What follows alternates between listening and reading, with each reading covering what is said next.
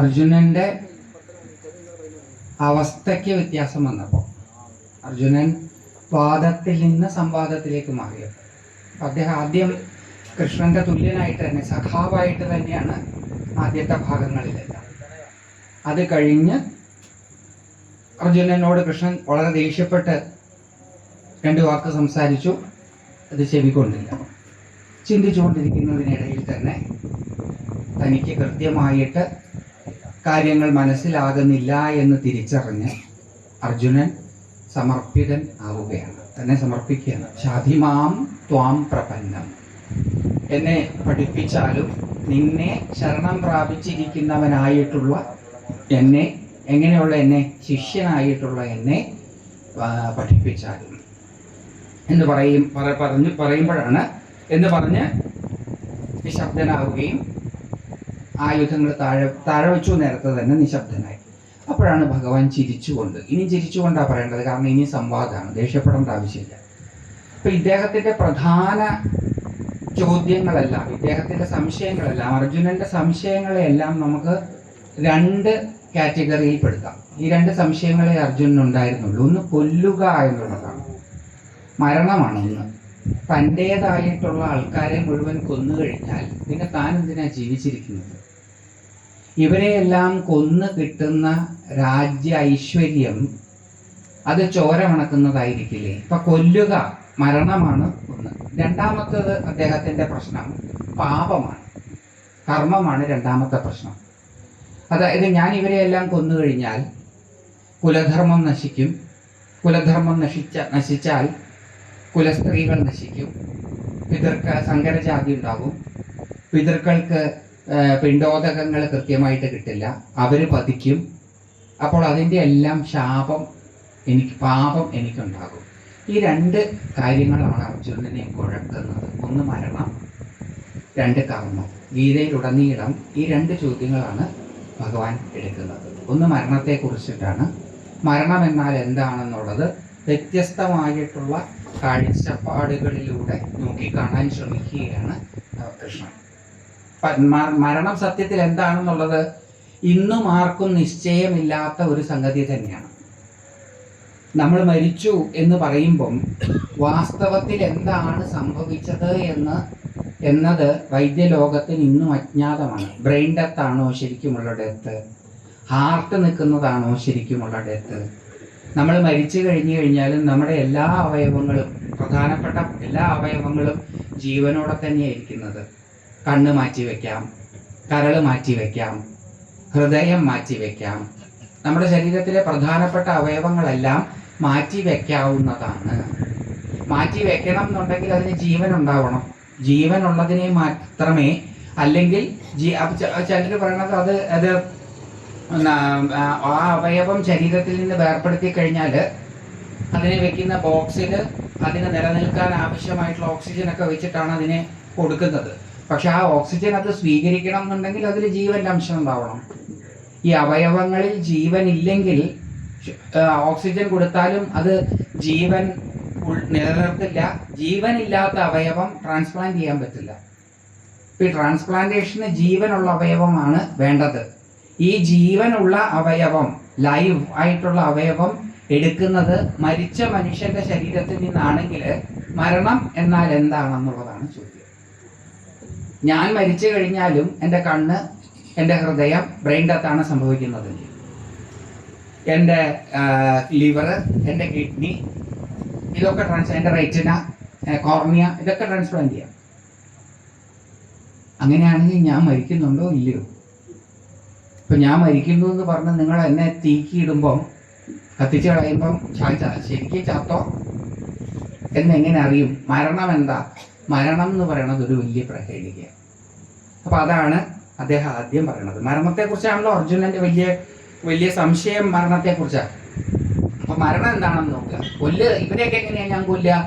ഇവരെല്ലാം മരിച്ചു കഴിഞ്ഞാൽ ഞാൻ എന്തിനാ ജീവിക്കുന്നത്? ഇവരൊക്കെ മരിച്ചു കഴിഞ്ഞാൽ ആ മരണമാണ് അദ്ദേഹത്തിന്റെ പ്രധാന ഭയങ്ങളിലൊന്ന്. അതുകൊണ്ട് ആദ്യത്തെ ഭയം അതാണ്, അതുകൊണ്ട് മരണമാണ്.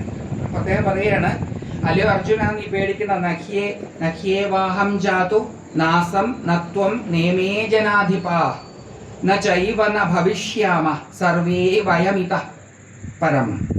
അല്ലയോ അർജുന, ഞാനും നീയും ഈ നിൽക്കുന്ന രാജാക്കന്മാരും ഇവരാരും ഇല്ലാതിരുന്ന ഒരു കാലം ഉണ്ടായിട്ടില്ല.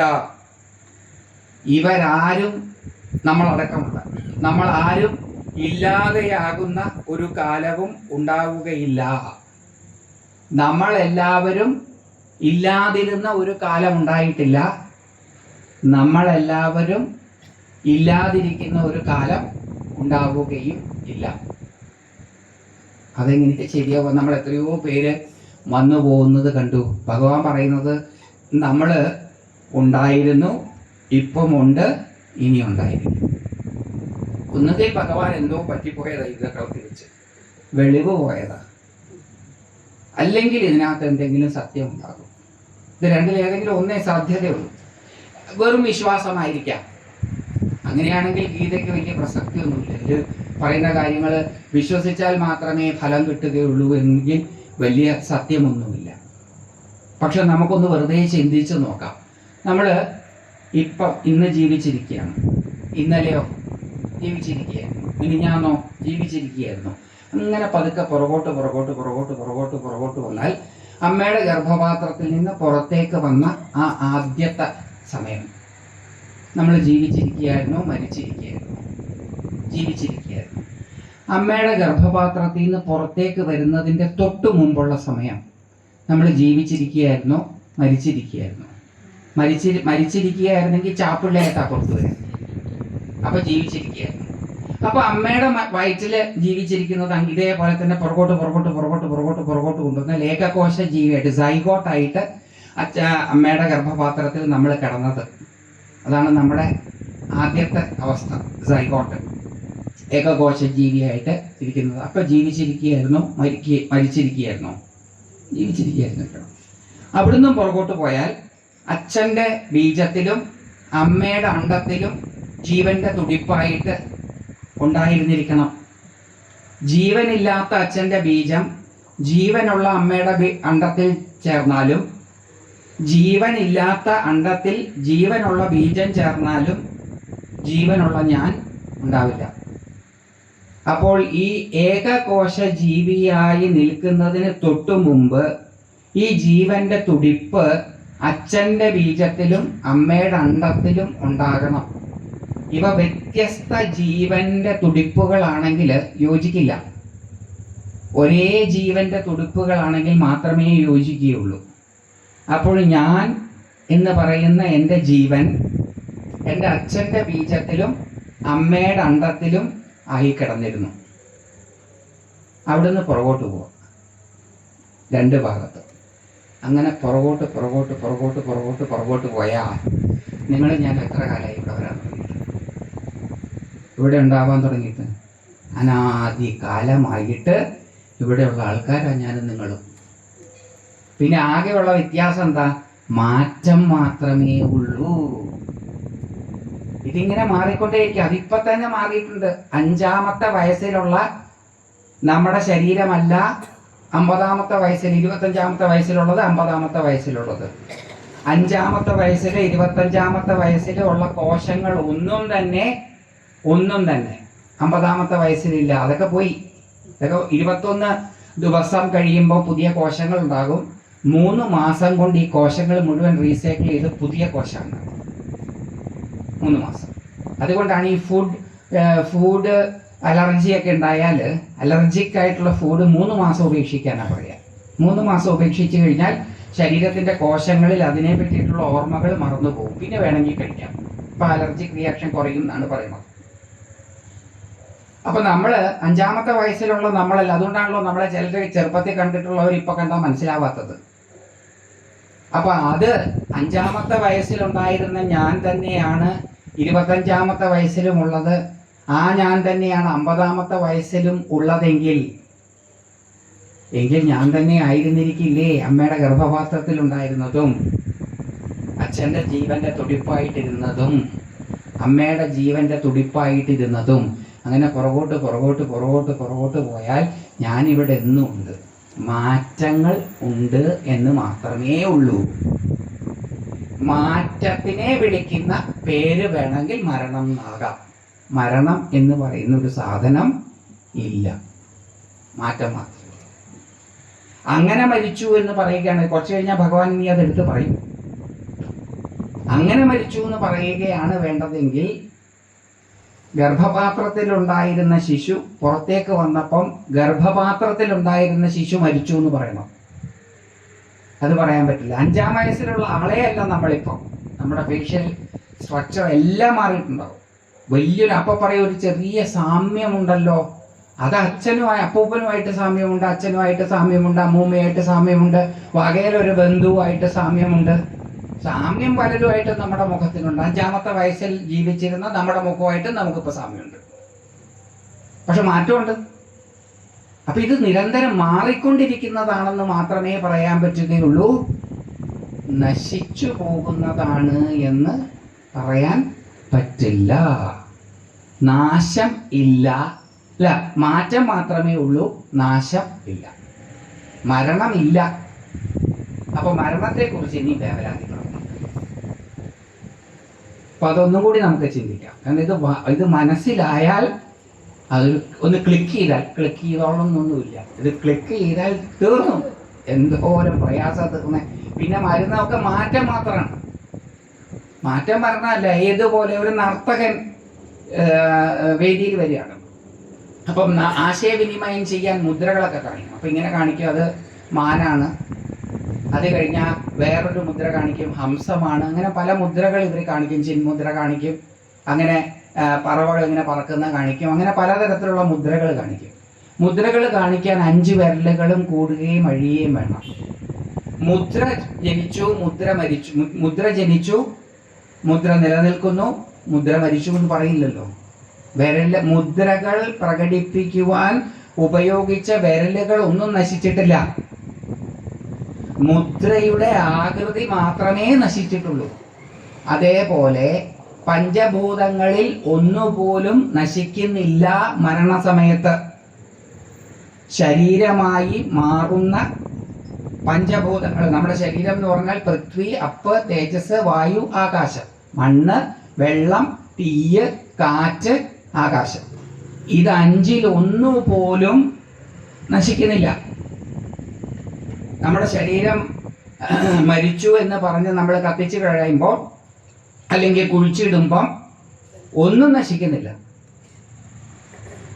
മണ്ണ് മണ്ണായിട്ട് തന്നെയാണ് നിൽക്കുന്നത്, വെള്ളം വെള്ളമായിട്ട് തന്നെയാണ് നിൽക്കുക, വായു വായുവായിട്ടാണ് നിൽക്കുക, അഗ്നി അഗ്നിയായിട്ടാണ് നിൽക്കുക, ആകാശം ആകാശമായിട്ടാണ് നിൽക്കുക. അപ്പൊ ഈ നാശമില്ല. കോൺഷ്യസ്നെസ്സിനാണ് മരണം സംഭവിച്ചതെന്ന് പറഞ്ഞാൽ അതും സംഭവിക്കാൻ പറ്റില്ല. കാരണം എന്ന് വെച്ചാൽ ഉറങ്ങിക്കിടക്കുമ്പോഴും നമുക്ക് കോൺഷ്യസ്നെസ് ഇല്ല. ഡീപ് സ്ലീപ്പ്, സുഷുപ്തി അവസ്ഥയിലും നമ്മൾ കോൺഷ്യസ് അല്ല. അപ്പൊ നമ്മൾ അങ്ങനെ പറയുകയാണെങ്കിൽ എല്ലാ ദിവസവും രാത്രി മരിച്ചു എന്ന് പറയും. അത് നമുക്ക് പറയാൻ പറ്റില്ല. കാരണം നമ്മൾ മരിച്ചില്ല എന്ന് തന്നെയാണ് നമ്മളുടെ ധാരണ. ഇനി ആൾഷൈമേഴ്സ് അല്ലെങ്കിൽ ഡെമൻഷ്യ പിടിച്ച് ഓർമ്മ മുഴുവൻ പോയാലും മരിച്ചു എന്ന് പറയാൻ പറ്റുമോ? ഇല്ല. അപ്പൊ മരണം എന്ന് പറഞ്ഞാൽ എന്താ? അങ്ങനൊരു സാധനം ഇല്ല. മരണം എന്ന് പറഞ്ഞാൽ ഒരു സാധനം ഇല്ലെങ്കിൽ ജനനം എന്ന് പറയുന്ന സാധനം ഉണ്ടാവില്ല. അപ്പൊ ഇവിടെ ആകെ ഉള്ളത് മാറ്റം മാത്രമാണ്, വേറെ ഒന്നുമില്ല. ഇതിങ്ങനെ മാറിക്കൊണ്ടേയിരിക്കും. പഞ്ചീകൃതമായ ഇത് അഴിഞ്ഞ് മറ്റൊരു പഞ്ചീകൃതമായ രൂപത്തിലേക്ക് വരാം. അങ്ങനെ ഇത് നിരന്തരം മാറിക്കൊണ്ടേയിരിക്കും. മരണമില്ല. നമ്മൾ അങ്ങനെ എക്സ്ട്രാപ്പുലേറ്റ് ചെയ്താൽ പുറകോട്ട് കൊണ്ടുപോയാൽ ആദ്യകാലം മുതൽ ഇവിടെ നിൽക്കുന്ന ആ നിത്യ ചൈതന്യത്തിൻ്റെ വകഭേദങ്ങൾ മാത്രമാണ് ഞാനും നിങ്ങളും. അനശ്വരരാണ്, അമരരാണ്, നിത്യരാണ്. ഇനി നമ്മുടെ ഞാൻ എന്ന ബോധം നമുക്ക് എല്ലാവർക്കും ഉണ്ട്. അത് 5-ാമത്തെ വയസ്സിലും 15-ാമത്തെ വയസ്സിലും 25-ാമത്തെ വയസ്സിലും 50-ാമത്തെ വയസ്സിലും ഒരേ ബോധം തന്നെ, അതിന് മാറ്റമില്ല. അതുകൊണ്ടാണ് 70 വയസ്സൊക്കെ ആയവർ പറയണത് എനിക്ക് 17 വയസ്സിൻ്റെ ചെറുപ്പമാണ്. അതവർ വെറുതെ പറയണതല്ല, അത് വീമ്പ് പറയുന്നതുമല്ല. ഞാൻ എന്നുള്ള ബോധത്തിന് വാസ്തവത്തിൽ വലിയ മാറ്റമൊന്നും ഉണ്ടാകുന്നില്ല. ശരീരമാണ് പ്രായമാവുകയും മാറുകയും ചെയ്യുന്നത്. ഞാൻ എന്ന ബോധത്തിന് ഒരു മാറ്റവും ഉണ്ടാകുന്നില്ല. അത് എന്ന് മുതൽ നമുക്ക് ഓർമ്മയുണ്ടോ അന്ന് മുതൽ ഇന്ന് വരെ അതൊരേ ബോധം, അതിനൊരു മാറ്റവും ഉണ്ടാകുന്നില്ല. അപ്പോൾ അവിടെയും നാശവുമില്ല. പിന്നെ എവിടെയാണ് മരണം? മരണം എന്ന് പറയുന്ന ഒരു സാധനം ഇല്ല. മരണം എന്ന് പറയുന്ന ഒരു സാധനം ഇല്ലാത്തത് കൊണ്ട് ജനനവും ഇല്ല. ട്രാൻസ്ഫോർമേഷൻ മാത്രമേ. ഒരു സ്ഥലത്തിൽ നിന്ന് മറ്റൊരു തലത്തിലേക്ക് ട്രാൻസ്ഫേർഡ് ആവുക ചെയ്യുന്നു. ഏകകോശ ജീവിയായിരുന്നു സൈക്കോട്ടായിരുന്നു കുറച്ച് കാലം. 3 മാസം കഴിഞ്ഞപ്പോൾ കൈയും കാലമൊക്കെ വെച്ചു. പിന്നെ കുറച്ച് കഴിഞ്ഞപ്പം തലയൊക്കെ വെച്ചു. കുറച്ച് വലുതായി. അത് കഴിഞ്ഞാൽ ഗർഭപാത്രത്തിനകത്ത് കൊള്ളാൻ പറ്റാതാകുമ്പോഴാണ് അത് പുറത്തേക്ക് ചാടുന്നത്. ഇനി ആ പ്രസവം എന്ന് പറയുന്നത്. അതിനകത്ത് കൊള്ളാതാകുമ്പോൾ ഒരു പാത്രത്തിനകത്ത് നിറഞ്ഞ് കൊള്ളാതാകുമ്പോൾ വേറൊരു പാത്രത്തിലേക്ക് നിറയ്ക്കും. അതുപോലെ പാത്രം ചാടി അങ്ങനെ മാറി വരിക. അതാണ് കൃഷ്ണൻ പറഞ്ഞത്, നീയും ഞാനും ഈ കാണുന്ന രാജാക്കന്മാരും ഇല്ലാതിരുന്ന ഒരു കാലം ഉണ്ടായിട്ടേയില്ല, ഇല്ലാതാകുന്ന ഒരു കാലവും ഉണ്ടാവുകയേയില്ല. അതുകൊണ്ട് മരണത്തെപ്പറ്റി പേടിക്കുകയേ വേണ്ട. ഇത്ര മനോഹരമായ കാഴ്ച നല്ല ചോദ്യം. ഇനി മെഡിക്കൽ സയൻസിന്റെ ഭാഷയെ പറഞ്ഞാലും മരണം എന്താണെന്ന് അവർക്കറിയില്ല. മരിച്ചു എന്ന് പറയുമ്പം വാസ്തവത്തിൽ മരിച്ചോ ഇല്ലയോ എന്നുള്ളത് അവർക്കറിയില്ല. ബ്രെയിൻ മരിക്കുമ്പോഴാണോ മരിക്കുന്നത്, ഹാർട്ട് നിൽക്കുമ്പോഴാണോ മരിക്കുന്നത്, എന്താണെന്ന് ഒരു പിടിയുമില്ല. അതുകൊണ്ട് മരണം ഒരു പ്രഹേളികയാണ്. മരണത്തെക്കുറിച്ചുള്ള ഭയം അടിസ്ഥാനരഹിതമാണ്. മാറും. ഭഗവാൻ കുറച്ച് കഴിഞ്ഞാൽ പറയും, അടുത്ത ശ്ലോകത്തിൽ പറയും. എന്താ അത് പറയണത്? ഇനി നിങ്ങൾ ഈ മാറ്റമാണ് മരണം എന്ന് കരുതി അതിനെക്കുറിച്ചാണ് ചിന്തിക്കുന്നത് എന്ന് വിചാരിക്കുക. അങ്ങനെയാണെങ്കിൽ അടുത്തത് പറയുകയാണ്, ദേഹിനോ അസ്മിൻ യഥാ ദേഹേ കൗമാരം യൗവനം ജര തഥാ ദേഹാന്തര പ്രാപ്തിർ ധീരസ്തത്ര ന മുഹ്യതി. ദേഹിനോ അസ്മിൻ യഥാ ദേഹേ, ഈ ദേഹത്തിലിരിക്കുന്ന ദേഹി, അത് കൗമാരം യൗവനം ജര പ്രായമാവല്, അതിലൂടെ കടന്നു പോകുന്നത് പോലെ മാത്രമേ ഉള്ളൂ മറ്റൊരു ശരീരം സ്വീകരിക്കുന്നത്, അതായത് മരണം സംഭവിക്കുന്നത്. ഇത് ധീരസ്തത്രന മുഹ്യതി, ധീരന്മാരെ മോഹിപ്പിക്കുന്നില്ല, അവരെ ഭ്രമിപ്പിക്കുന്നില്ല. കൗമാരത്തിൽ നിന്ന് യൗവനത്തിലേക്ക് മാറുമ്പം കൗമാരം നശിച്ചു, ഇനി തിരിച്ച് കൗമാരം വരില്ല. യൗവനത്തിൽ നിന്ന് ജരാവസ്ഥ, വൃദ്ധാവസ്ഥയിലേക്ക് ശരീരം മാറുമ്പം യൗവനം നശിച്ചു, ഇനി അത് തിരിച്ചു വരില്ല. അതുപോലെ ഉള്ളൂ ഒരു ശരീരത്തിൽ നിന്ന് പുനർജന്മത്തിൽ വിശ്വാസമുണ്ടെങ്കിൽ അടുത്ത ജന്മത്തിലേക്ക് കയറുന്നത്. അതും എങ്ങനെയാണ് അടുത്ത ജന്മത്തിലേക്ക് കയറുന്നത് എന്നുള്ളതിനെ കുറിച്ച് ഒരുപാട് വ്യത്യസ്ത അഭിപ്രായങ്ങൾ ഭാരതത്തിലുണ്ട്. സാഖ്യയോഗം അനുസരിച്ച് അത് തന്നെയാണ് ഭാഗവതത്തിൽ പറയണത്. ഒരു പുൽച്ചാടി ഒരു പുല്ലിൽ നിന്ന് മറ്റൊരു പുല്ലിലേക്ക് ചാടുന്നത് പോലെയാണ് ഒരു ദേഹി ദേഹം വെടിയുന്നത്. പുൽച്ചാടി ഒരു പുല്ലിൽ നിന്ന് പൂർണ്ണമായിട്ടും ചാടുന്നത് മറ്റൊരു പുല്ല് കിട്ടിയാൽ മാത്രമാണ്. അതേപോലെയാണ് ഒരു ദേഹി അതിൻ്റെ അടുത്ത ദേഹം കണ്ടുവച്ചിട്ടാണ് ഈ ദേഹത്തെ ഉപേക്ഷിക്കുന്നത്. ഭാഗവതം അനുസരിച്ചും സാഖ്യയോഗം അനുസരിച്ചും അങ്ങനെയാണ്. വൈദിക രീതിയാണെങ്കിൽ, വേദങ്ങളിൽ പറഞ്ഞിട്ടുള്ളതാണെങ്കിൽ, ഉപനിഷത്തുക്കളിലാണ് അത് പറയുന്നത് കൃത്യമായിട്ട്. ഋഗ്വേദത്തില് പൂർവ്വ പുനർജന്മങ്ങളെ കുറിച്ചിട്ടുള്ള പരാമർശങ്ങളില്ല. ഋഗ്വേദ കാലഘട്ടത്തിൽ പൂർവ്വ പുനർജന്മങ്ങളെ കുറിച്ചിട്ടുള്ള ചിന്ത അവർക്കുണ്ടായിരുന്നില്ല. ഈ വൈദികമായിട്ടുള്ള പുനർജന്മ വിചിന്തനങ്ങൾ നടത്തുന്നത് ഉപനിഷത്ത് കാലഘട്ടത്തിലാണ്, അതിന് മുമ്പില്ല. അപ്പോൾ ഉപനിഷത്തുക്കളിൽ എങ്ങനെയാ പറയുന്നത്? നമ്മൾ മരിച്ചു കഴിഞ്ഞാൽ യാത്ര തുടരും. ആ യാത്രയ്ക്ക് പോകാനാണ് ഈ കുടത്തിൽ നിന്ന് പൊട്ടിച്ച വെള്ളമൊക്കെ തരില്ലേ, വെള്ളം കൊണ്ട് മാത്രമേ ഈ പിതൃക്കൾ ജീവിക്കുകയുള്ളൂ. അതുകൊണ്ടാണ് പിണ്ടോദകം എന്നൊക്കെ പറഞ്ഞത്. ഉദകം വെള്ളത്തിലൂടെയാണ് പിതൃക്കൾക്ക് തർപ്പണം ചെയ്യുക. ഈ വെള്ളം കൊണ്ട് അവർ ഒരു ദിവസം യാത്ര ചെയ്യും. അവരുടെ ഒരു ദിവസം എന്ന് പറയുന്നത് നമ്മുടെ ഒരു വർഷം, ആണ്ടുബലി എന്നൊക്കെ പറയുന്നത്. ഈ വർഷം മരിച്ചാൽ അടുത്ത വർഷം ഇതേ സമയമാകുമ്പോൾ ഈ പിതൃക്കള് ഈ പരേതാത്മാവ് വൈതരണി നദിയുടെ തീരത്തെത്തും. വൈതരണി നദിയുടെ തീരത്തെത്തിയാൽ ചില ചടങ്ങുകൾ ചെയ്തിട്ട് ഈ വൈതരണി നദി കടത്തി വിട്ടു. വൈതരണി നദി കടത്തി വിട്ട് കഴിഞ്ഞാൽ അര്യമാവിൻ്റെ ലോകത്തിലേക്കാണ് ചെല്ലുക. അര്യമാവിൻ്റെ ലോകത്ത് ചെല്ലുമ്പോൾ ലെഡ്ജർ ബുക്ക് ഉണ്ട്. നമ്മുടെ ഓരോരുത്തരുടെയും ഒറിജിനൽ പേരിൽ, നമ്മുടെ ഇപ്പോഴുള്ള പേരൊക്കെ ഒറിജിനലാണോ എന്ന് ആർക്കും അറിയില്ല. കാരണം ഇതിനു മുമ്പ് പല പേരുകളിലാണ് നമ്മളിവിടെ വന്നിട്ടുള്ളത്. ഇപ്പം ഗിരീഷ് കുമാറാണെന്നേ പറയാൻ പറ്റുള്ളൂ. പണ്ടെന്തായിരുന്നു പേരെന്നൊന്നും നമുക്കറിയില്ല. അപ്പം നമുക്ക് ഒറിജിനൽ ചിലപ്പോൾ നമ്പർ ആയിരിക്കും, അറിയില്ല. അവിടുത്തെ ലെഡ്ജർ കണ്ടിട്ടില്ല, അതുകൊണ്ട് അറിയില്ല. ഒരു പേജ് ഉണ്ടാവും എന്തായാലും. ആ പേജ് ഓപ്പൺ ചെയ്യും. എന്നിട്ട് ചെയ്ത കാര്യങ്ങളൊക്കെ ഒന്ന് കണക്ക് കൂട്ടി നോക്കിയിട്ട് പറയും ഇയാൾ കുറച്ച് കാലം ഒരു 3 months നരകത്തിൽ പോട്ടെ, അത് കഴിഞ്ഞാൽ പിന്നെ അവിടുന്ന് ട്രാൻസ്ഫർ കിട്ടി ഇന്ന സ്ഥലത്ത് പോട്ടെ.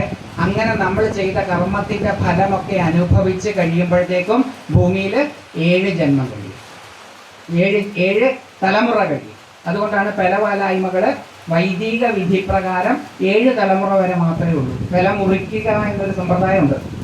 അങ്ങനെ മുറിക്കണം എന്നുണ്ടെങ്കിൽ 7ാമത്തെ തലമുറ വെച്ച് മുറിക്കാം. അപ്പോൾ പെല മുറിക്കാം. അപ്പോൾ 7ാമത്തെ തലമുറയാകുമ്പം, നമ്മുടെ ഭൂമിയിൽ 7ാമത്തെ തലമുറയാകുമ്പം ഇവിടുന്ന് വിട്ടയാള് അയാളുടെ കർമ്മഗതിയൊക്കെ ഏകദേശം അനുഭവിച്ച് കഴിഞ്ഞിട്ടുണ്ടാകും. അയാൾ മഴയിലൂടെ ആ ജീവൻ ഭൂമിയിലേക്ക് വരും. ആ മഴത്തുള്ളി ഏതെങ്കിലും ഒരു ചെടി എടുക്കും. ആ ചെടി ഏതെങ്കിലും ഒരു മൃഗം, മനുഷ്യൻ തന്നെ ആയിക്കൊള്ളണമെന്നില്ല. ഈച്ച ചത്തങ്ങു പൂച്ചയായിടുന്നു, ജ്ഞാനപ്പാന. ഏതെങ്കിലും ഒരു മൃഗം ആഹരിക്കും. ആ മൃഗത്തിൻ്റെ രേതസ്സിലൂടെ ആ മൃഗമായിട്ട് വീണ്ടും പുനർജനിക്കും. ജനന മരണമാകുന്ന ഈ സർക്കിൾ ഇങ്ങനെ തുടർന്നുകൊണ്ടേയിരിക്കും. അത് മറ്റൊരു സങ്കല്പം. പുൽച്ചാടിയുടേതും ഭാരതീയ സങ്കല്പമാണ്. ഭാരതത്തിലെ പുനർജന്മം എന്നുള്ളത് ഒറ്റ സങ്കല്പം അല്ലാന്ന് കാണിക്കാനാണ് ഞാൻ വൈവിധ്യങ്ങൾ പറയുന്നത്. ഇപ്പോൾ ഭാഗവതത്തിൽ സാഖ്യത്തിലും പുൽച്ചാടിയും ആണ്. പുൽച്ചാടി ഒരു പുല്ലിൽ നിന്ന് ചാടുന്നത് പോലെയാണ്. അപ്പോൾ ഇത്രയും ടൈമൊന്നും എടുക്കുകയില്ല. വേദത്തിൽ ഇല്ല, ഉപനിഷത്തുക്കൾ. ഉപനിഷത്തും കൂടെ ചേർന്നതിനെയാണ് വേദം എന്ന് പറയുന്നതെങ്കിൽ വേദത്തിന്, അല്ലെങ്കിൽ ഋഗ്വേദത്തിലെ പൂർവ്വ പുനർജന്മങ്ങളെ കുറിച്ചിട്ടില്ല. അതിനെക്കുറിച്ച് ഞാൻ ഇത് പറഞ്ഞു കഴിഞ്ഞാൽ ഒന്ന് നിർത്തിയിട്ട് എന്നോട് വളരെ പ്രധാനപ്പെട്ട ഒരു കാര്യത്തെക്കുറിച്ചും കൂടി ഒരു സംശയ നിവാരണം ചെയ്യണം എന്ന് പറഞ്ഞിട്ടുണ്ട്. ഇവിടെ നടക്കുന്ന ബലിക്രിയകളെക്കുറിച്ച്. തോറ്റമൊക്കെ ആടുന്ന സമയത്ത് ഇവിടെ മൃഗബലി നടത്താറുണ്ട്. അപ്പോൾ ആ മൃഗബലിയെ കുറിച്ചിട്ടും ചെറുതായിട്ടൊന്ന് സംസാരിക്കണം എന്നോട് പറഞ്ഞിട്ടുള്ളത് കൊണ്ട് അതിലേക്ക് ഞാൻ വരാം. അപ്പോൾ ഇത് നല്ല സന്ദർഭം. അപ്പം ഇങ്ങനെ മനുഷ്യരിങ്ങനെ മൃഗങ്ങളും ഒക്കെ ആയിട്ട് തീരും. മനുഷ്യനായി തന്നെ ജനിച്ചു കൊള്ളണം എന്നില്ല. മനുഷ്യന് ഏത് മൃഗവും ആകാം, ചെടിയും ആകാം. ഇതാണ് പുനർജന്മ സിദ്ധാന്തം. അങ്ങനെ ഇത് ഭാരതീയരുടെ എന്ന് പറഞ്ഞു കഴിഞ്ഞാൽ വേദാധിഷ്ഠിതമായി ചിന്തിക്കുന്നവരുടെ വൈവിധ്യങ്ങളാണ്. ഇനി ഇതല്ലാതെ ഉണ്ട് ഒരുപാട് വ്യത്യസ്ത പുനർജന്മ സങ്കല്പങ്ങളുണ്ട്. ബൗദ്ധരുടെ ആണെങ്കിൽ ഇങ്ങനെയല്ല. 49 ദിവസമാണ് ഈ ശരീരം വിട്ട് കഴിഞ്ഞാൽ ഇന്റർമീഡിയറ്റ് ലോകത്തിൽ കിടക്കുക. അതിന് ബാർഡോ എന്നാണ് അവർ വിളിക്കുക. 49 ദിവസം. 49ാമത്തെ ദിവസം ആ ജീവന് യോജിച്ച ഒരു യോനി, ആ ജീവൻ കണ്ടെത്തുകയും ആ യോനിയിലേക്ക് പ്രവേശിക്കുകയും ചെയ്യും. നമുക്കുണ്ട് അങ്ങനെ. 3ാമത്തെ മാസമാണ് ഗർഭപാത്രത്തിൽ കിടക്കുന്ന അണ്ഡത്തിലേക്ക്, ആ ഭ്രൂണത്തിലേക്ക് ജീവൻ പ്രവേശിക്കും. നമ്മുടെ സങ്കല്പം അത് ബൗദ്ധ സങ്കല്പമാണ്. ശരിക്കും ബൗദ്ധരുടെ സങ്കല്പം അനുസരിച്ച് മരിച്ചു കഴിഞ്ഞാൽ 49 ദിവസം ബാർഡോയിൽ കിടക്കും. 49 ദിവസത്തിനകം തീരുമാനിക്കും. യോജിച്ച ഒരു യോനി കിട്ടിയാൽ അങ്ങോട്ട് ചാടും. പിന്നെ അവിടെ ട്രാൻസ്ഫർ ചെയ്ത് അങ്ങനെ പോകും. ഇനി 49 ദിവസത്തിനകത്ത് ഇത് കിട്ടിയില്ലെങ്കിലോ അങ്ങനെയാണ് ഈ പിശാച പ്രേതങ്ങളൊക്കെ ആയിട്ട് മാറുന്നത്. പിന്നെ അതിനെയൊക്കെ മോക്ഷം കൊടുക്കാനുള്ള വകുപ്പുകളും വഴികളും ഒക്കെ ബൗദ്ധമതത്തിൽ. ഇതാണ് പൂർവ്വ പുനർജന്മ സങ്കല്പമാക്കി അങ്ങനെ ജനിച്ചു വരികയാണ്. അങ്ങനെ അല്ലയോ അർജുന, നീ അങ്ങനെ വിഷമിക്കുകയാണെങ്കിൽ നീ എൻ്റെ ബാല്യം മരിച്ചേ എന്ന് പറഞ്ഞ് വിഷമിക്കണം, നീ എൻ്റെ കൗമാരം ചത്തേ എന്ന് പറഞ്ഞ് വിഷമിക്കണം, നീ എൻ്റെ ജരാവസ്ഥ മരിച്ചുപോയേ എന്ന് പറഞ്ഞ് വിഷമിക്കണം. അങ്ങനെ ഓരോ ട്രാൻസ്ഫറിനും നീ വിഷമിക്കാൻ നിൽക്കുകയാണെങ്കിൽ നിനക്ക് ഇതിനെ പണിയുണ്ടാവുള്ളൂ. കാരണം ബാല്യത്തിൽ നിന്ന് കൗമാരത്തിലേക്ക്, കൗമാരത്തിൽ നിന്ന് ജരാവസ്ഥയിലേക്ക്, വൃദ്ധാവസ്ഥയിലേക്ക്, വൃദ്ധാവസ്ഥയിൽ നിന്ന് അടുത്ത ശരീരത്തിലേക്ക്. അപ്പോൾ പിന്നെ ഇതിലെന്താണ് പേടിക്കാനുള്ളത്? അതുകൊണ്ട് ധീരസ്തത്വ മുഖ്യതി, ധീരന്മാര് അതുകൊണ്ട് ഇതിലൊന്നും അവർക്ക് ഇതൊന്നും ഭ്രമം ഉണ്ടാക്കുന്നില്ല, അവർക്ക് വിഷമം ഉണ്ടാക്കുന്നില്ല. ധീരന്മാർ എന്നാണ് വിളിച്ചത്. ധീരന്മാർ എന്ന് പറഞ്ഞു കഴിഞ്ഞാൽ വേണ്ടാത്തത് ചെയ്യാൻ ധൈര്യമുള്ളവരെന്നല്ല. സാധാരണക്കാർ ചെയ്യാത്ത കാര്യങ്ങൾ ചെയ്യാൻ ധൈര്യമുള്ളവരെ വിളിക്കുന്ന പേരല്ല ധീരൻ. ധീരൻ എന്ന് പറഞ്ഞാൽ ധീയിൽ രമിക്കുന്നവൻ. ധീ ബുദ്ധി, അറിവ്, വീണ്ടും വിചാരം, കോമൺ സെൻസ്, അതുള്ള ആളെ ആ ധീരൻ എന്ന് വിളിക്കുന്നത്. അല്ലാതെ സാധാരണ ഒരാൾക്ക് ചെയ്യാൻ പറ്റാത്ത അടി ഉണ്ടാക്കുന്ന ധീരൻ, അതൊന്നും ധീരന്മാരല്ല. അതൊക്കെ അടിപിടി കൂടുന്നവർ, തല്ലുകൊള്ളികൾ എന്ന് വേണമെങ്കിൽ വിളിക്കാം. കൊടുക്കുന്നവരും വാങ്ങിക്കുന്നവരും. കൊടുക്കൽ മാത്രം എവിടെ ഉണ്ടാവില്ലല്ലോ, അപ്പൊ കൊള്ളുകയും ചെയ്യും. അതുകൊണ്ട് കൂടുന്ന എല്ലാവരെയും തല്ലുകൊള്ളികൾ എന്ന് വിളിക്കാം. കൊള്ളുകയും ചെയ്യുമല്ലോ. അതൊന്നും ധീരന്മാരല്ല. വേണ്ടാത്ത കാര്യങ്ങളൊക്കെ ചെയ്യാൻ ഭയങ്കര ധൈര്യമാണെന്നൊക്കെ പറയില്ല. അതൊന്നും ശാരീരികമായിട്ടുള്ള മികവല്ല ധൈര്യം. ധീയിൽ രമിക്കുന്നവൻ ആരോ അവൻ ധീരൻ. അപ്പൊ ആ ധീരൻ മോഹിക്കുന്നില്ല. എന്താ കാര്യം? കാര്യങ്ങൾ അറിയാം. പുഴുങ്ങാനിട്ട് ഒരു മുട്ട, അത് പുഴുങ്ങി വന്നാൽ പച്ചമുട്ട ചത്തയെന്ന് പറഞ്ഞ് കരയുന്ന ആളെ വിവരമുള്ള ആളെന്ന് വിളിക്കാൻ പറ്റുമോ? മുട്ട ഇട വെച്ചു, മുട്ട വിരിഞ്ഞ് എൻ്റെ മുട്ട പുഴുവാൻ പോയേ എന്ന് പറഞ്ഞ് കരയുന്ന ആളെ ധീരൻ എന്ന് വിളിക്കാൻ പറ്റില്ല. അറിവുള്ള ആളല്ല. കാരണം അറിവുള്ളവർ അതിൽ വ്യസനിക്കില്ല. അറിവുള്ളവർക്ക് ഇതറിയാം. ഇത് മാറ്റം മാത്രമാണ്. അരിമാവ് ദോശയാകുന്നത് പോലെ, ഇഡലിയാകുന്നത് പോലെ ഇതൊരു മാറ്റം മാത്രമാണെന്നറിയാവുന്നവർ ഈ ശരീര ട്രാൻസ്ഫറിൽ വിഷമിക്കില്ല. ഈ സങ്കല്പം, ഈ പുനർജന്മ പൂർവജന്മ സങ്കല്പം ആദ്യം ഉണ്ടാകുന്നത് ഭാരതത്തിലാണോ എന്നുള്ളത് സംശയമാണ്. ഋഗ്വേദാദികളിൽ, ഋഗ്വേദമാണ് ഏറ്റവും പഴയ വേദം. 1500 BCE ഈ ഋഗ്വേദം ഉരുത്തിരിഞ്ഞു വരുന്നത്. ഞാൻ നേരത്തെ പറഞ്ഞു, ഈ കാലഗണനകളെല്ലാം ഞാൻ അംഗീകരിക്കുന്നുണ്ട്. ഞാൻ ഈ പറയുന്ന പോലെ 10,000 വർഷം മുമ്പ് ആണ് ഇതുണ്ടായതെന്നൊന്നും ഞാൻ കരുതുന്നില്ല. നിങ്ങൾ അങ്ങനെ കരുതുന്നതിന് എനിക്ക് യാതൊരു വിരോധവും ഇല്ല. പക്ഷെ ഞാനാണല്ലോ ഇപ്പോൾ ഇവിടെ ഇരിക്കുന്നത്. അപ്പം എൻ്റെ ശരികളല്ലേ എനിക്ക് പറയാൻ പറ്റുള്ളൂ. അപ്പോൾ ഇത് 10,000 കൊല്ലം മുമ്പുണ്ടായതാണ്, ലക്ഷക്കണക്കിന് മുമ്പുണ്ടായതാണെന്നും ഞാൻ വിശ്വസിക്കുന്നില്ല. 3 ലക്ഷം വർഷമേ ആയിട്ടുള്ളൂ മനുഷ്യൻ ഉരുത്തിരിഞ്ഞു വന്നിട്ട്, ആന്ത്രോപോളജി അനുസരിച്ചിട്ട്. അതിൽ 50,000 വർഷമേ ആയിട്ടുള്ളൂ മോഡേൺ മാൻ, ഇന്ന് കാണുന്നത് പോലത്തെ മനുഷ്യൻ ഉരുത്തിരിഞ്ഞു വന്നിട്ട്. അതിന് 3000 വർഷമോ 4,000 വർഷമോ മറ്റോ ആയിട്ടുള്ളൂ ഭാഷ തന്നെ ഉരുത്തിരിഞ്ഞു വന്നിട്ട്. അപ്പൊ ഇതൊക്കെ ഞാൻ അംഗീകരിക്കുന്ന കാര്യമാണ്. ഇതൊക്കെ തള്ളിക്കളഞ്ഞുകൊണ്ട് ഇതൊന്നുമല്ല ശരി, ഇവിടുത്തെ ആൾക്കാർ പറയുന്നതാ ശരി എന്ന് മുഴുവൻ ഞാൻ അംഗീകരിക്കുന്നില്ല. അതുകൊണ്ട് 1500 BCE എന്ന് കേൾക്കുമ്പോൾ ചിലർക്ക് ഇഷ്ടപ്പെടില്ല. നിങ്ങൾ ഇഷ്ടപ്പെടണ്ട, തൽക്കാലം കേട്ടാൽ മതി. ഞാൻ മാറ്റി പറയാൻ ഉദ്ദേശിക്കുന്നില്ല. അതുകൊണ്ട് 1500 BCE-യിലാണ്, അതായത് പഴയ BCE എന്ന് പറഞ്ഞാൽ ബിഫോർ കോമൺ ഇറ. AD BC എന്ന് ഇപ്പോൾ പറയില്ല, സെക്യുലർ ആയതുകൊണ്ട്. AD BCE എന്നുള്ളത് ക്രിസ്തുവിൻ്റെ മരണത്തെ കേന്ദ്രീകരിച്ചുള്ളതായതുകൊണ്ട് സെക്യുലർ ആൾക്കാർ ഇതൊന്നും അംഗീകരിക്കുന്നില്ല. അപ്പോൾ ബിഫോർ കോമൺ ഇറ, കോമൺ ഇറ, അങ്ങനെയാണ് 2 തരം. ഇപ്പോൾ 1500 BCE-യിൽ ഉണ്ടായിട്ടുള്ള ഋഗ്വേദം അത് ഒറ്റയടിക്കുണ്ടായതല്ല, അതൊരു കാലാന്തരത്തിലുണ്ടായതാണ്. ആ 10 മണ്ഡലങ്ങളോട് കൂടിയിട്ടുള്ള ഋഗ്വേദത്തിന് 2 തലങ്ങളുണ്ട്. പഴയ ഋഗ്വേദത്തിൻ്റെ തലവും പുതിയ ഋഗ്വേദ തലവും. അതൊക്കെ എല്ലാ സ്കോളേഴ്സും, ഇന്ത്യൻ വിദേശ സ്കോളേഴ്സുകളെല്ലാം അംഗീകരിച്ചിട്ടുള്ളതാണെന്നുള്ളത് കൊണ്ട് അതിനെക്കുറിച്ചൊന്നും ഞാൻ തർക്കിക്കാനില്ല. ഞാൻ ഈ വേദം മുഴുവൻ ആദ്യം മുതൽ അവസാനം വരെ വള്ളി പുള്ളി വിടാതൊന്നും വായിച്ചിട്ടില്ല. അത് സാധ്യവുമല്ല, എനിക്ക് സമയം കിട്ടിയിട്ടില്ല. അപ്പൊ ഇത് ഈ വേദം എന്ന ഒരു പീരീഡ് ഓഫ് ടൈമാണ് ഇത് ഉരുത്തിരിഞ്ഞു വരുന്നത്. ആ കാലഘട്ടത്തിലൊന്നും അതിൽ പൂർവജന്മ പുനർജന്മ സിദ്ധാന്തങ്ങളില്ല, ഋഗ്വേദത്തിൽ ഇല്ല. പൂർവജന്മ പുനർജന്മ സിദ്ധാന്തങ്ങൾ ഞാൻ നേരത്തെ പറഞ്ഞതുപോലെ വരുന്നത് ഉപനിഷത്ത് കാലഘട്ടത്തിലാണ്. അതിനു മുമ്പ് നോർത്ത് വെസ്റ്റേൺ കാനഡ, വളരെ മഞ്ഞ് കൂടി കിടക്കുന്ന സ്ഥലം, അവിടെ എസ്കിമോസ്, ഇപ്പൊ എസ്കിമോസ് എന്നുള്ള വാക്ക് ഉപയോഗിക്കില്ല. അത് റേഷ്യൽ ഡിസ്ക്രിമിനേറ്ററി വാക്കാണെന്നുള്ള, ഡെറഗേറ്ററി വാക്കാണെന്നുള്ളത് കൊണ്ട് എസ്കിമോസ് എന്നുള്ള വാക്ക് ഉപയോഗിക്കില്ല. അപ്പോൾ ഇനിയോയിറ്റ് എന്നുള്ള വാക്ക് ഉപയോഗിക്കുക. അത് ഉപയോഗിച്ചുകൊണ്ട് എന്താ വ്യത്യാസം എന്ന് എനിക്ക് മനസ്സിലാവില്ല. ഇപ്പോഴും എനിക്ക് അത് പിടികിട്ടിയിട്ടില്ല. വികലാംഗൻ എന്ന് പറഞ്ഞാൽ മോശം, ദിവ്യാംഗൻ എന്ന് പറഞ്ഞാൽ കേമം. രണ്ടും ഒന്ന് തന്നെയാണ്. ഡിഫറൻ്റ്ലി ഡിസേബിൾഡ് എന്ന് പറഞ്ഞാൽ ശ്രേഷ്ഠം, വേറെന്തെങ്കിലും പറഞ്ഞാൽ മോശം. ക്രിപ്പിൾഡ് എന്ന് പറഞ്ഞാൽ മോശം. അതെങ്ങനെയാണ് മോശമാവുന്നതെന്ന് എനിക്ക് മനസ്സിലാവുന്നില്ല.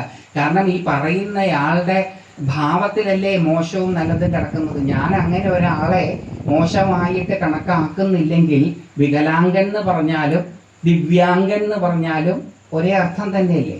പക്ഷെ അങ്ങനെയല്ല, ഇപ്പോഴത്തെ കാലത്ത് അങ്ങനെയല്ല. ഇപ്പൊ ഇതൊക്കെ വളരെ പ്രധാനപ്പെട്ട കാര്യങ്ങളാണ്. വളരെ നമ്മുടെ നാട്ടിലൊന്നും അത്ര ആവാത്ത കൊണ്ടാണ് കുഴപ്പമില്ലാത്തത്. വിദേശ നാടുകളിലൊക്കെ ഈ വാക്കുകൾക്ക് വ്യത്യാസം വന്ന പ്രശ്നം ഉണ്ടാവും. അപ്പൊ എസ്കിമോസ് എന്ന് വിളിച്ചാൽ അത് റേഷ്യൽ ഡിസ്ക്രിമിനേറ്ററി ആണ്, ഡെറഗേറ്ററി ആണ്, അത് നിന്ദാസൂചകമാണ് അത്ര. അതുകൊണ്ട് ഇന്നിയോയിറ്റ് എന്ന് അവരെ വിളിക്കും.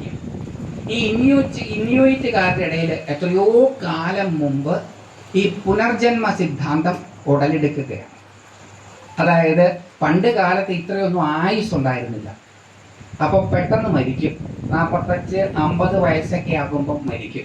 ഇപ്പം എൻ്റെയൊക്കെ ചെറുപ്പത്തിൽ തന്നെ 60 വയസ്സായവരെ വൃദ്ധർ, കിളവന്മാരെന്നാണ് വിളിച്ചിരുന്നത്. അങ്ങനെയാണ് ഞാനിപ്പോൾ കിളവനായി. പക്ഷെ എൻ്റെ ധാരണ എന്താണെന്ന് വെച്ചാൽ ഇപ്പം ഞാൻ കിളവനല്ല എന്നാണ്. കാലം മാറി. ഇപ്പം ഒരു 80 വയസ്സ് അല്ലെങ്കിൽ 85 വയസ്സാവണം. ഇനി എനിക്ക് 80-85 വയസ്സാവുകയാണെങ്കിൽ ഞാൻ എന്താ പറയുകയെന്ന് എനിക്കറിയില്ല. പക്ഷെ അതുകൊണ്ട് ഇതിങ്ങനെ മാറി മാറി വരിക. പണ്ടൊരു 45-50 വയസ്സൊക്കെ ആകുമ്പോൾ ആൾ മരിക്കും. ലോഞ്ചിവിറ്റി ഇല്ല. ജീവേമ ശരതശതം എന്നൊക്കെ ആശിസ്സുകളാണ്, അനുഗ്രഹിക്കുകയാണ് 100 വയസ്സ് ജീവിച്ചിരിക്കട്ടെ എന്ന്. എന്താ കാരണം? 100 വയസ്സ് ജീവിക്കുന്നവർ വളരെ അപൂർവമാണ്. വിവേകാനന്ദ സ്വാമി, ശങ്കര ഭഗവത് പാദര്, ഇവരൊക്കെ 32-ാമത്തെ വയസ്സ് 33-ാമത്തെ വയസ്സിലാണ് പോകുന്നത്. അത്രേ ഉള്ളൂ വയസ്സ്, പ്രായം. ഇപ്പോൾ പ്രായം കഴിഞ്ഞതുകൊണ്ട് മുത്തശ്ശിയെ ഇവരെ ഒന്നും കൊച്ചുമക്കളുള്ള കാലത്ത് ഉണ്ടാവില്ല. മക്കൾ ജനിച്ച് കുറച്ച് കാലം കഴിഞ്ഞാൽ അച്ഛനമ്മമാർ മരിക്കും. അവർക്ക് മക്കളുണ്ടാകുമ്പം ആ മക്കൾക്ക് മുത്തശ്ശൻ്റെയോ മുത്തശ്ശിയുടെയോ മരിച്ചുപോയവരുടെയോ ഒക്കെ ഒരു മുഖസാദൃശ്യം ഉണ്ടാകും.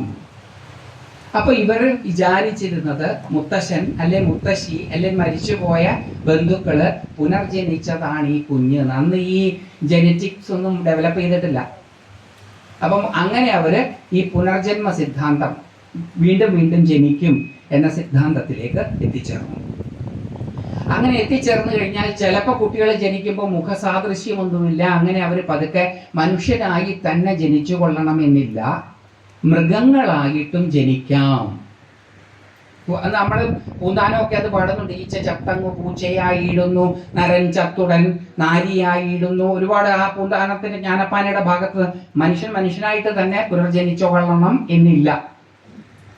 അങ്ങനെ മനുഷ്യൻ മൃഗങ്ങളായിട്ട് പുനർജനിക്കാം.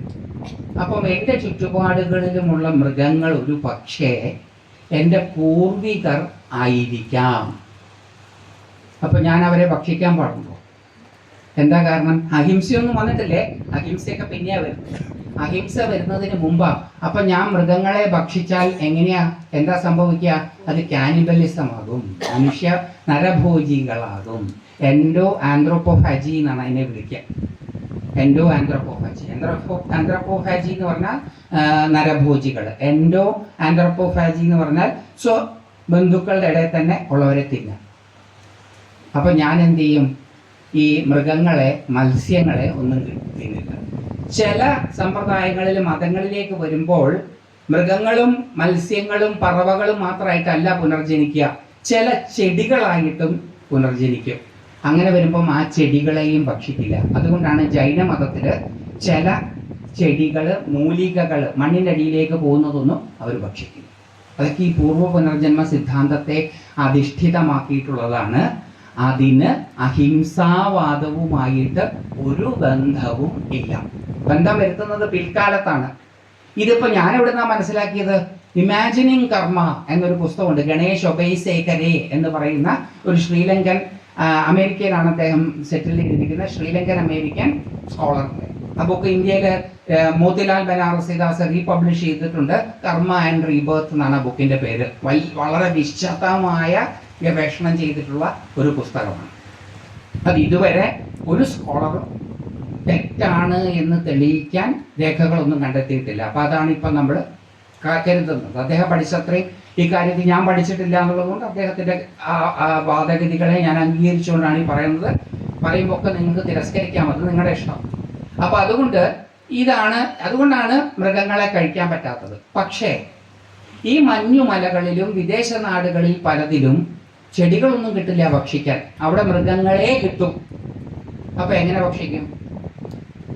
കാനിബലിസ്റ്റ് ആവാതെ, നരഭോജികളാകാതെ എങ്ങനെ ഭക്ഷിക്കും? അപ്പോൾ എന്ത് ചെയ്യും എന്ന് വെച്ച് കഴിഞ്ഞാൽ, അവരെ സങ്കല്പിച്ച് ഉരുത്തിരിച്ചു കൊണ്ടുവന്നിട്ടുള്ള ഈശ്വര സ്വരൂപത്തിന് ഈ ജീവനെ ഊർധ്വഗതിക്കായി കൊണ്ട് ബലി കൊടുത്തിട്ട്, ഈ ജീവനെ ബലി കൊടുക്കുമ്പോൾ ഉള്ള സങ്കല്പം എന്താണെന്ന് വെച്ചാൽ ഇത് ഈ ശരീരത്തിൽ നിന്ന് വിട്ട് ഒരു ഉയർന്ന ശരീരതലത്തിലേക്ക് പോകണം എന്ന സങ്കല്പത്തിൽ ഇതിനെ ബലി കൊടുത്തതിന് ശേഷം ആ മാംസം ഭുജിക്കും. അപ്പൊ പാപമൊന്നുമില്ലല്ലോ, അതിന് ഗതിയല്ലേ കൊടുത്തത്. അതിന്റെ അവശിഷ്ടങ്ങള് ഇതേപോലെ ഈ ജന്തു വേഗം ഉത്തമമായ ഒരു ജന്മ പ്രാപിക്കട്ടെ എന്ന് വിചാരിച്ച് അതിനും ചില ക്രിയകളൊക്കെ ചെയ്തിട്ടാണ് സംസ്കരിക്കുക. അതിൽ നിന്നാണ് വാസ്തവത്തിൽ ഈ ബലി എന്ന സങ്കല്പം ഉണ്ടായത്. അതിന് അഹിംസയുമായിട്ട് യാതൊരു ബന്ധവും ആദ്യ കാലഘട്ടങ്ങളിലില്ല.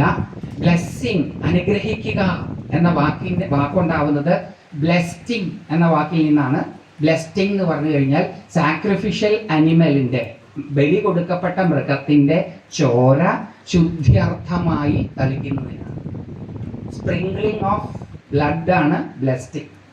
സാക്രിഫൈസ് ചെയ്തിട്ടുള്ള അനിമലിന്റെ, ബലി കൊടുക്കപ്പെട്ടിട്ടുള്ള മൃഗത്തിന്റെ രക്തത്തെ ശുദ്ധീകരിക്കുവാൻ വേണ്ടി, ബാക്കി അവിടെ കൂടി നിൽക്കുന്നവർ ശുദ്ധീകരിക്കപ്പെടുവാൻ വേണ്ടി തളിക്കുന്നതാണ് ബ്ലെസ്സിങ്. അതിൽ നിന്നാണ് ബ്ലെസ്സിങ് ഉണ്ടായത്. അതാണ് പിന്നീട് അനുഗ്രഹം. അനുഗ്രഹം എന്നുള്ള വാക്കിന് വേറെയാണ് അർത്ഥം, ബ്ലെസ്സിങ് എന്നുള്ള വാക്കിന് അതാണ് അർത്ഥം. അപ്പോൾ ആ വാക്കുണ്ടായത് സാക്രിഫൈസിൽ നിന്നാണ്. കാലം മുന്നോട്ട് വീണ്ടും പോയി. പലതരത്തിലുള്ള പുനർജന്മ സങ്കല്പങ്ങളുണ്ടായി. പിത്താഗ്രസ് ഒരു വലിയ ഗ്രീക്ക് ഫിലോസഫറായിരുന്നു, മാത്തമാറ്റീഷ്യനും ആയിരുന്നു. ആ പിത്താഗ്രസ് ഇതേപോലെ പൂർവ്വജന്മ വിശ്വാസിയായിരുന്നു. അദ്ദേഹത്തിന്റെ ചില പിൻഗാമികളുടെയും അഭിപ്രായത്തിൽ 3000 ജന്മമാണ് ഒരു മനുഷ്യൻ മൃഗങ്ങളും ചെടികളും ഒക്കെ ആയിട്ട് എടുക്കുക തിരിച്ച് മനുഷ്യനാവാൻ. നമ്മുടെ പത്മപുരാണത്തില് ബുദ്ധമതത്തിലും 84 ലക്ഷം വ്യത്യസ്ത യോനികളിൽ ജനിച്ചു കഴിഞ്ഞാലാണ് മനുഷ്യരായിട്ട് തിരിച്ചു വരിക. പത്മപുരാണത്തിലാണ് അത് പറയണത്. അത് ബൗദ്ധരും അങ്ങനെ തന്നെയാണ് വിശ്വസിക്കുന്നത്. അപ്പൊ ഇതിങ്ങനെയാണ് വരിക. ഇതിങ്ങനെ തുടർന്ന് ഇപ്പോഴും പുണ്യപാപങ്ങള്, കർമ്മം, നല്ലത്, തിന്മ, എത്തിക്സ്, മൊറാലിറ്റി ഇതുമായിട്ടൊന്നും ഈ സങ്കല്പം കൂടിക്കലർന്നിട്ടില്ല. പിന്നീട് കുറച്ച് കാലം കഴിഞ്ഞപ്പോൾ മൊറാലിറ്റിയുമായിട്ടും എത്തിക്സുമായിട്ടും പ്രവർത്തികൾ കൂടിക്കലരുകയും നല്ലത് ചെയ്യുന്നവർക്ക് ദുരനുഭവങ്ങൾ ഉണ്ടാവുകയും മോശം ചെയ്യുന്നവർ സുഖമായിട്ട് ജീവിക്കുകയും ചെയ്യുമ്പോൾ അതിനൊരു ഉത്തരം കണ്ടെത്തേണ്ടുന്ന ഒരു അനിവാര്യത മതപണ്ഡിതന്മാർക്കുണ്ടായി. അപ്പോൾ അവർ കാലക്രമേണ എത്തിച്ചേർന്നതാണ് കർമ്മം എന്ന സിദ്ധാന്തം. ആ കർമ്മ സിദ്ധാന്തം പിന്നീട് ഉരുത്തിരിഞ്ഞു വരുന്നതാണ്. പിന്നീട് പുനർജന്മ സിദ്ധാന്തവും കർമ്മ സിദ്ധാന്തവും കൂടി കലർന്ന് നമ്മളിപ്പോൾ ചെയ്യുന്ന പ്രവൃത്തിയുടെ ഫലമായിട്ടാണ് അനന്തര ജന്മങ്ങൾ ഉണ്ടാവുക എന്ന സങ്കല്പത്തിലേക്ക്. അങ്ങനെ ജനന മരണങ്ങളാകുന്ന സൈക്കിളിൽപ്പെട്ടതാണ് സംസാര ചക്രം. അതിൽപ്പെട്ട് ഉഴറുന്നവർക്ക് മുക്തി ലഭിക്കാൻ മോക്ഷം എന്ന് പറഞ്ഞാൽ ജനന മരണങ്ങളാകുന്ന സംസാര സാഗരത്തിൽ നിന്നുള്ള മോചനമാണ്, ജന്മജന്മാന്തരങ്ങളിൽ നിന്നുള്ള മോചനമാണ്. ഇതാണ് ശരിക്കും ബലിയുടെ പഴയ ഉറവിടം. ഇത് ഭാരതത്തിൽ ഏറ്റവും മുമ്പ് 2 വിഭാഗക്കാരാണ് ഉണ്ടായിരുന്നത്, ബ്രാഹ്മണരും ശ്രമണരും. ബ്രാഹ്മണർ എന്നുള്ള വാക്കിന് ജാതി അർത്ഥമില്ല, അതൊക്കെ പിൽക്കാലത്ത് കൊണ്ടുവരുന്ന അർത്ഥമാണ്. ബ്രാഹ്മണര്, ബ്രഹ്മം എന്നുള്ളതിന് ക്രതു, യാഗം എന്നാണ് അർത്ഥം. യാഗം ചെയ്യുന്നവര് ബ്രാഹ്മണര്, റിച്വലിസ്റ്റ്, അവരാണ് ബ്രാഹ്മണർ. പരമമായ പദപ്രാപ്തിക്ക് വേണ്ടിയിട്ട് ശരീരത്തെ ഉപയോഗിച്ച് വളരെ അധികം പ്രയാസപ്പെടുന്നവർ, ശ്രമിക്കുന്നവർ, പരമമായ പദപ്രാപ്തിക്കായി ശ്രമിക്കുന്നവർ, അവർ ശ്രമണർ. ആ ശ്രമണ മതം വളരെ പ്രാബല്യത്തിൽ വരുന്നത് ജൈനമതത്തിലെ മഹാവീരനോടുകൂടിയും ബുദ്ധമതം സ്ഥാപിച്ച ബുദ്ധദേവനോട് കൂടിയിട്ടുമാണ്. അതിനു മുമ്പേ ഉണ്ട് ഈ ശ്രമണര്. ഈ ശ്രമണരാണ് ആദ്യമായിട്ട് ഈ പുനർജന്മ സിദ്ധാന്തത്തെ കർമ്മ സിദ്ധാന്തവുമായിട്ട് ബന്ധിപ്പിച്ച് കൊണ്ടുവരുന്നത്. അതിന് പിന്നീട് ഈ കൊടുക്കൽ വാങ്ങലുകളുടെ ഫലമായിട്ട് ഭാരതീയ സംസ്കൃതിയിലേക്കും, ഇതൊക്കെ ഭാരതീയ സംസ്കൃതി. ഭാരതം എന്ന് പറഞ്ഞാൽ അന്നൊരു ഡിഫൈൻഡ് പ്ലേസ് ഒന്നുമല്ല, ബൗണ്ടറി ഒന്നുമില്ല. ഈ ബൗണ്ടറി ഒക്കെ വരുന്നത് ഈ അടുത്ത കാലത്ത് വിസ എന്നുള്ള സിസ്റ്റം ഇല്ല. വിസ സിസ്റ്റം ഉണ്ടാവുന്നത് 150 കൊല്ലങ്ങൾക്ക് മുമ്പാണ്. അതിനു മുമ്പ് വിസയൊന്നുമില്ല. നിങ്ങൾക്ക് ഏത് നാട്ടിൽ വേണമെങ്കിലും പോയിരുന്നു. ഒരു നാട്ടിൽ പോകാനും വിസയൊന്നുമില്ല. ഇപ്പോഴും പക്ഷികൾക്കും പറവകൾക്കൊന്നും വിസ വേണ്ട, എവിടെ വേണമെങ്കിലും പോവാം. മൈഗ്രേറ്ററി ബേർഡ്സ് ഒക്കെ വിസ എടുത്തിട്ടാണോ ഇങ്ങോട്ട് വരുന്നത്, ഇമിഗ്രേഷൻ ക്ലിയറൻസും ഒക്കെ കഴിഞ്ഞിട്ട്. അതുപോലെ മനുഷ്യന് മാത്രമേ ഉള്ളൂ ഈ എല്ലാ കുഴപ്പങ്ങളും ഉണ്ടാക്കുന്നത് ഈ മനുഷ്യനാണ്. അപ്പോൾ അതുകൊണ്ട്